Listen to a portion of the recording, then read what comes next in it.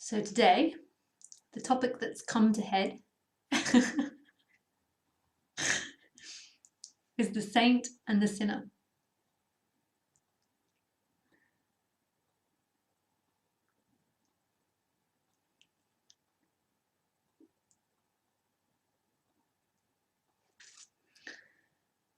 So, the motivation of the saint and the sinner was exactly the same.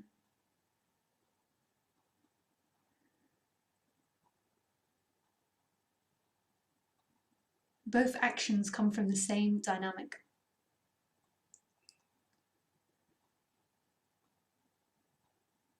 And that dynamic is to find happiness. And what is happiness? Happiness is oneness, being, consciousness, God, love, whatever you call it, beauty.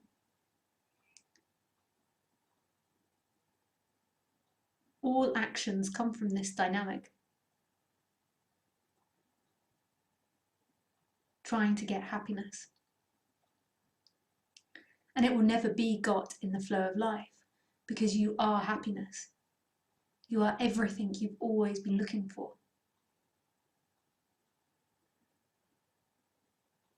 You are the pure being. Before the baby identified with being the body, it was just pure being.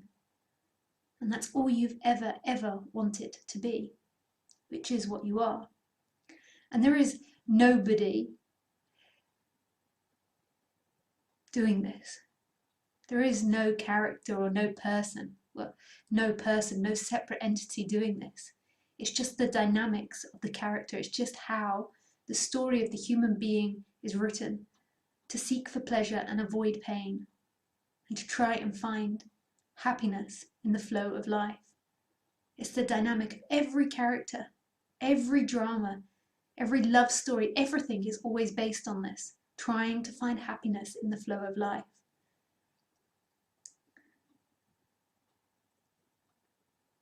But again, I just have to say, there's no one there doing that.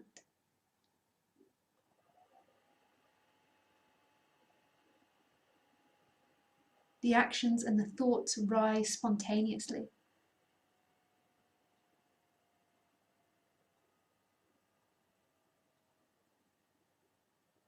However, they arise spontaneously, and with them, in them, arise this apparent story of the human, which arises in apparent time and cause and effect, but it's only ever rising in this thought now.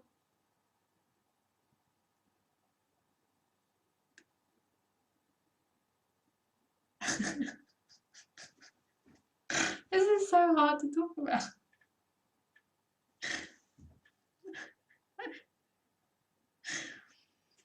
Anyway, back to the dynamics of the saint and the sinner. So nobody has ever sinned. No one's ever been a saint. It's just their story. The story is to do good things or to do bad things. But really what they were looking for always was the same thing, happiness. It's just the way in which the story was written. And the story will always appear to be logical and happening through cause and effect. So this person that felt absolutely powerless and got obsessed with hurting and endangering women is highly and spent their whole life doing this. It's highly unlikely they then also went to university and it's highly unlikely that then one day they suddenly woke up and became a interior designer. Normally those skills are worked on through time.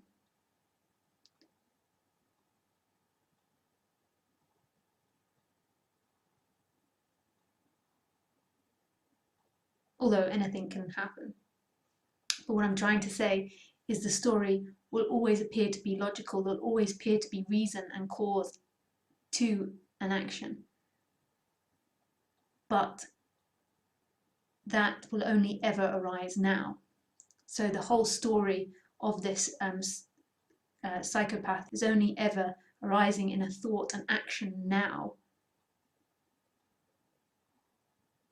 The past is not here. The past is not something. The past is only ever arising in a thought now. But in that thought, there's this apparent story of this psychopath who had all this terrible past. So the stories are always going to appear logically.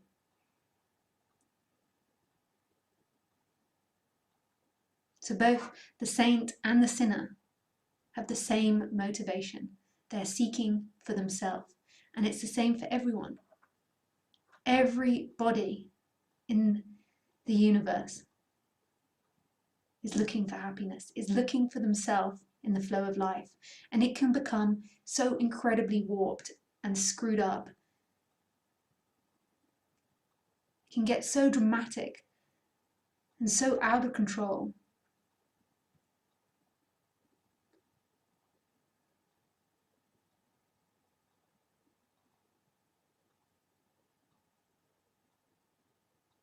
But when you see that everything comes from the same motivation to find self, then there is an understanding how any act can happen. But if you look on it on a more relative level, they're only looking for happiness.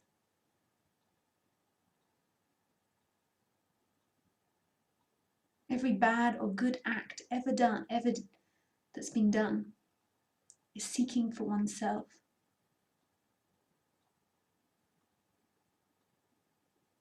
And it's not personal.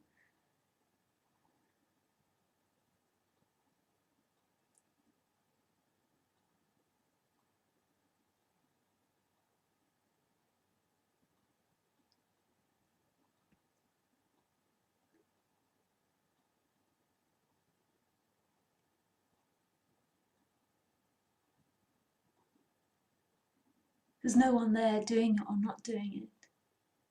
It's just the mechanism. It's just the way the human computer is programmed.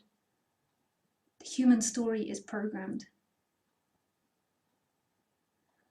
And awareness and consciousness, God, life, accepts it all. Why? Because it is. Because it is.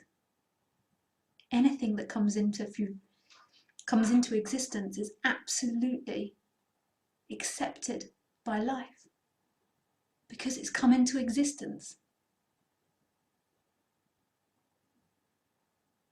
Nothing has ever been out of place. No action.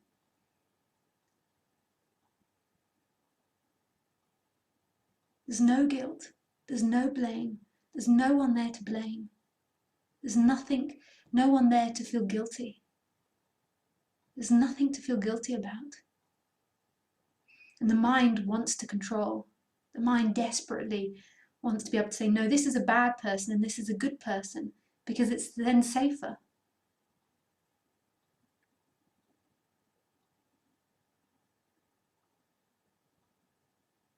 Safer for whom? That's an illusion. There's no one here.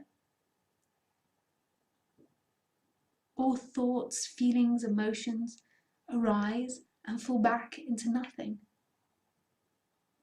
You never have to protect yourself or run away from fear.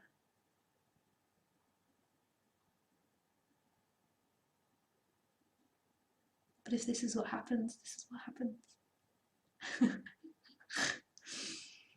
This is so hard to talk about because whenever you talk about the human dynamics, it makes it sound like I'm saying there's somebody there. This is just description. It's not prescription. It's not saying don't run from fear or do. It's just describing the mechanism of the human.